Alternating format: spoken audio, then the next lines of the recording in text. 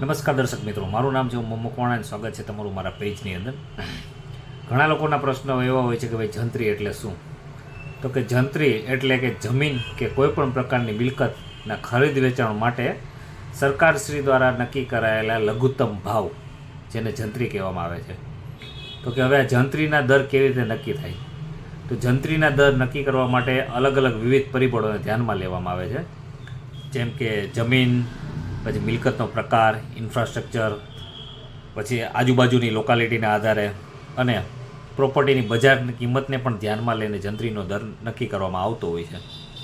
જો કોઈ મિલકતનો પ્રકાર એટલે કે કોઈ ફ્લેટ હોય કે મકાન હોય જે રહેણાંક હેતુ માટેના હોય તો જંત્રીના દર ઓછા હોય છે, પરંતુ જ્યારે કોઈ મિલકત કોઈ ધંધાકીય હેતુ માટે એટલે કે કોમર્શિયલ હોય તો એવા સંજોગોમાં જંત્રીનો રેટ ઊંચો હોય છે. બસ આજના વિડીયોમાં એટલું જ. હવે તમારો કોઈ પ્રશ્ન શું છે તો એ જાણવા માટે તમે અમને કમેન્ટ બોક્સમાં તમારો પ્રશ્ન લખો અને અમે એ જ પ્રશ્ન ઉપર નવો વિડીયો બનાવીને તમારી સમક્ષ રજૂ કરશું.